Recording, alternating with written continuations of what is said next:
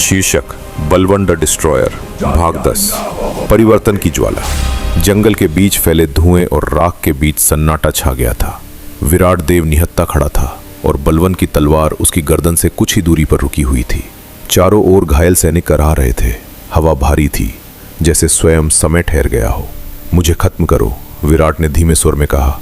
यही अंत है गद्दार का। बलवंत की आंखों में क्रोध था, लेकिन उससे भी गहरा था सत्य की खोज। तुम गद्दार नहीं थे, तुम राज्य के सबसे विश्वसनीय सेनापति थे। फिर ये अंधकार क्यों? विराट की आवाज टूटने लगी। राजमहल में विश्वासघात हुआ। मैंने भ्रष्टाचार उजागर करने की कोशिश की। मुझे झूठे आरोपों में फंसाकर मृत घोषित कर दिया गया। तब समझ आया, सत्ता न्याय नहीं चाहती, केवल नियंत्रण चाहती है। उसी दिन मैंने प्रण लिया कि इस व्यवस्था को जड़ से हिला दूंगा। अर्जुन आगे बढ़ा। तो तुमने निर्दोषों को क्यों निशाना बनाया? विराट की आंखें झुक गईं।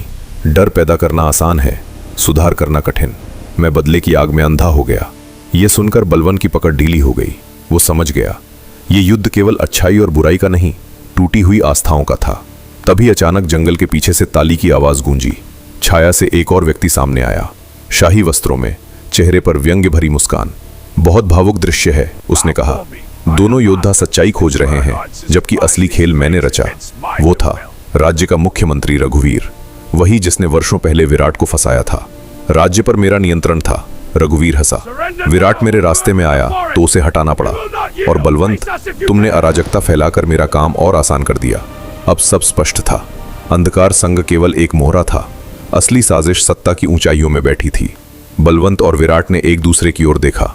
पहली बार वे दुश्मन नहीं, सहयोगी थे। अब यह लड़ाई व्यक्तिगत नहीं रही, बलवंत ने कहा। विराट ने सिर हिलाया। अब यह व्यवस्था बदलने की लड़ाई है। रघुवीर ने सैनिकों को आदेश दिया, इन दोनों को यहीं खत्म कर दो। चारों ओर से घेराबंदी होने लगी।